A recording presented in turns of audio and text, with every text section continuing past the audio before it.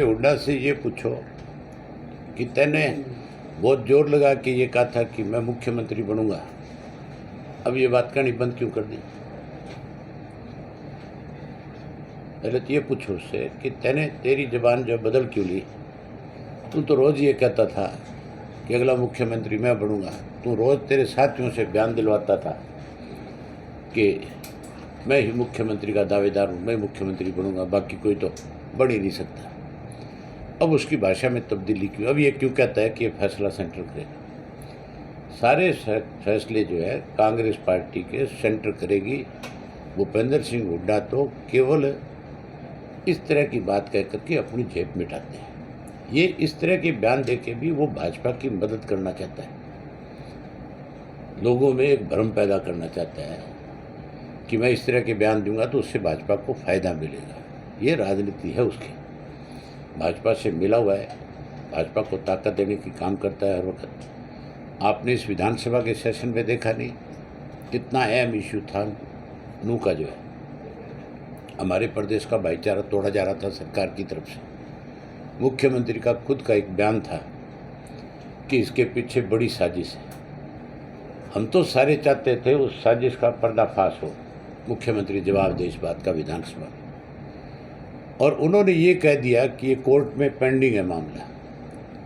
हुड्डा ने एक बार भी खड़े होकर के ये कहा कि कोर्ट में कोई भी मामला पेंडिंग है तो उसमें विधानसभा में उस पर चर्चा होने से कोई रुकावट नहीं है। कोर्ट ने ये नहीं कह रखा कि इस पर चर्चा नहीं हो सकती, ना कोर्ट ये कह सकती कि विधानसभा में या लोकसभा में किसी बात पर आप चर्चा नहीं कर सकते।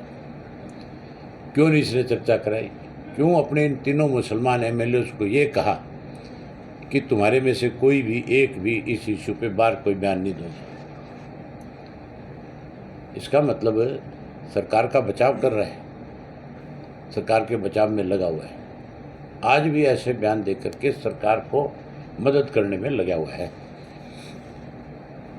आपने उसके इस बयान के ऊपर शैलजा का बयान पढ़ा कि नहीं पढ़ा? क्या बयान आया उनका?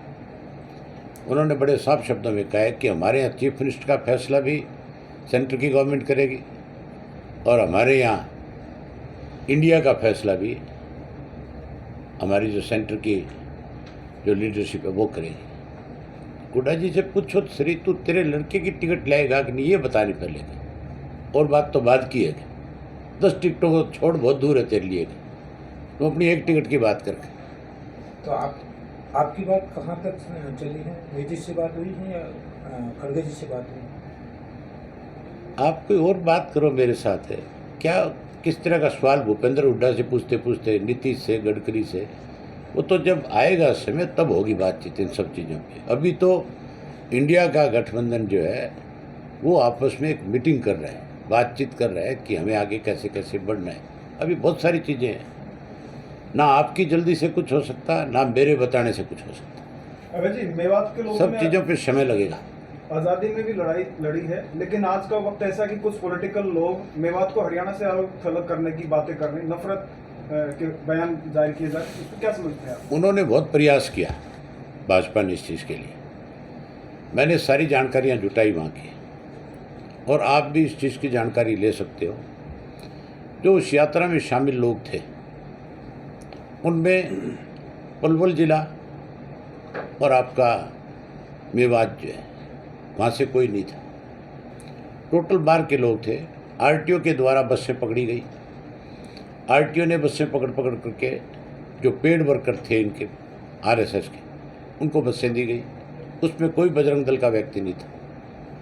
बजरंग दल ने तो, हिंदू संगठनों ने तो बाद में एक यात्रा निकाली। आप बताओ, जो कोई झगड़ा या विवाद हुआ तो बड़ी शांति से निकली, उससे पहले निकालते रहे, कभी कोई विवाद नहीं हुआ। वहाँ तो ऐसे हालात रहे हैं कि जब यात्रा निकलती थी तो मेव अपने घरों के दरवाजे खुले छोड़ते थे, क्योंकि गांव मेवों के हैं सारे, और वो यात्रियों को रात को ठहराते थे, उनका खाने का इंतजाम करते थे, उनको रहने के बिस्तर देते थे, नहाने के लिए उनका पानी का और का हर चीज़ का बंदोबस्त करते थे। उनका बहुत बड़ा भाईचारा है। और उसके बाद जब ये सारा कुछ हुआ तो वहाँ के जितने भी हिंदू गांव हैं, उन गांव के लोगों ने मेवों से कहा कि भाई आप फैसला करो कौन दोषी है। उन्होंने कहा कि हम आपके साथ हैं, आपने कोई गलत नहीं किया।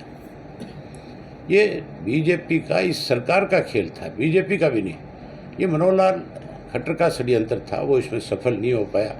आज वहाँ जाओ, आप किसी से बात करो, मेवात में कोई भी व्यक्ति है, ये रेडी वाले से पूछो, दुकान वाले से पूछो, किसी से पूछोगे, हर आदमी कहेगा कि इस खट्टर ने मरवा दिया, हमारा भाईचारा तोड़ दिया इसने। पहले मोनू मानेसर को सरकार ने क्लीन चिट दी और अब गिरफ्तारी, इसके पीछे कुछ तुम्हारा सांसद तो आज भी ये कहता है कि मैं मोनू मानेसर के साथ हूँ। इसका मतलब तू विवाद बढ़ाना चाहता है। तू क्या मुसलमानों को जिंदा जलाना चाहता है? क्या तू यहाँ हिंदू का कार्ड खेलना चाहता है? क्या रोहतक के हालात खराब करना चाहता है? उस संसद से पूछने वाला हो भी, कोई आदमी, तुम्हारी सरकार ने, तुम्हारी पार्टी ने इस बात का ठेका ले लिया कि रेप करने वाले के साथ हो, आदमी मारने वाले के भी साथ हो, लूटने वाले के भी साथ हो, तो इस प्रदेश को बर्बाद करना है। सर क्या